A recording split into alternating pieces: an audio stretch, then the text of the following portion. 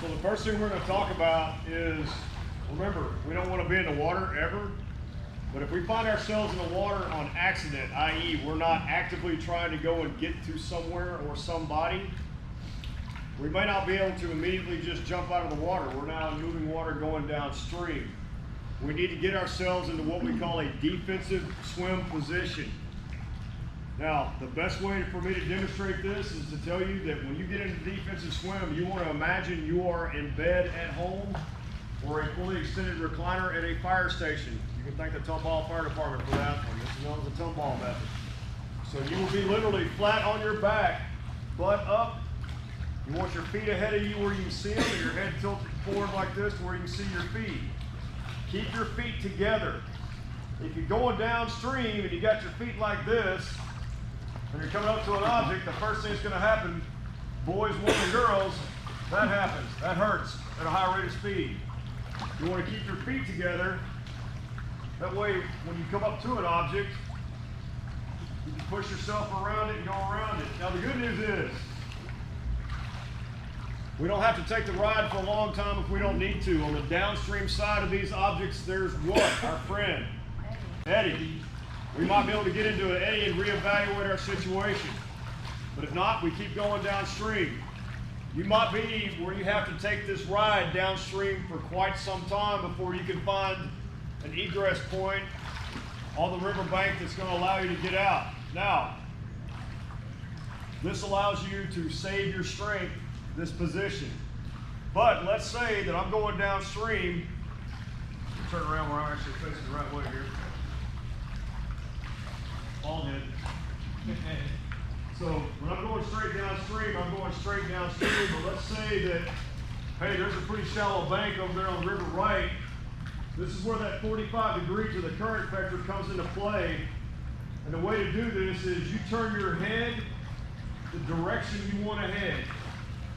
So if I'm going to river right, I turn my entire body to 45 degrees of the current vector, head towards the direction I want to head, which is river right.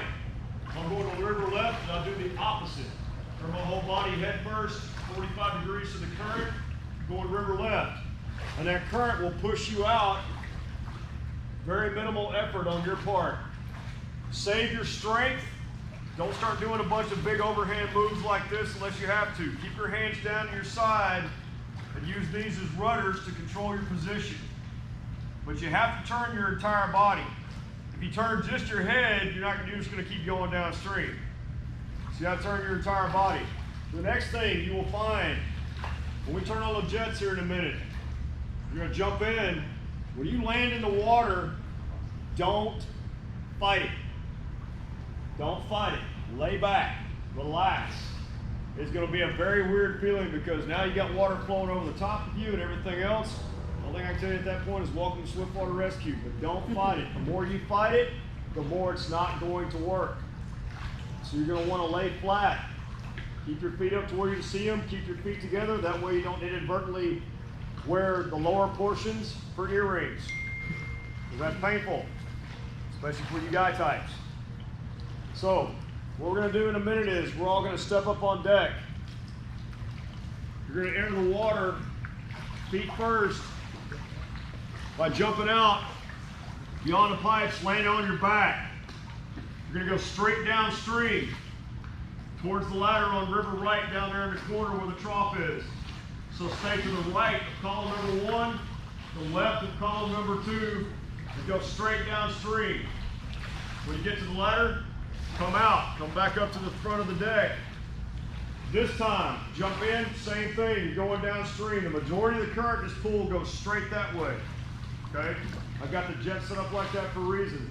The second time, as soon as you get your head downstream of column number 2 right here, shift your body 45 degrees, head going towards river right, and watch that current start to push you out. This only works if you don't fight it. If you fight it, it doesn't work. You will wear yourself out just trying to lay flat on your back. Remember, laying flat on your back involves a bed. It's supposed to be relaxing, so is this. So don't fight it. Okay, that's the first go around. Any questions? So we're going to jump in feet first. This goes a lot quicker if you jump out far enough to clear the pipes, land on your back. straight downstream towards the ladder, so you kind of see what that feels like just laying flat. Second time, you're going to come out. You're going to turn just past column number 2, your entire body. So if this is your head, this is your feet. When I get past column number 2, I'm going to turn like this and let that current push me over that deck on the river right. All right. We're good? Let's pile out.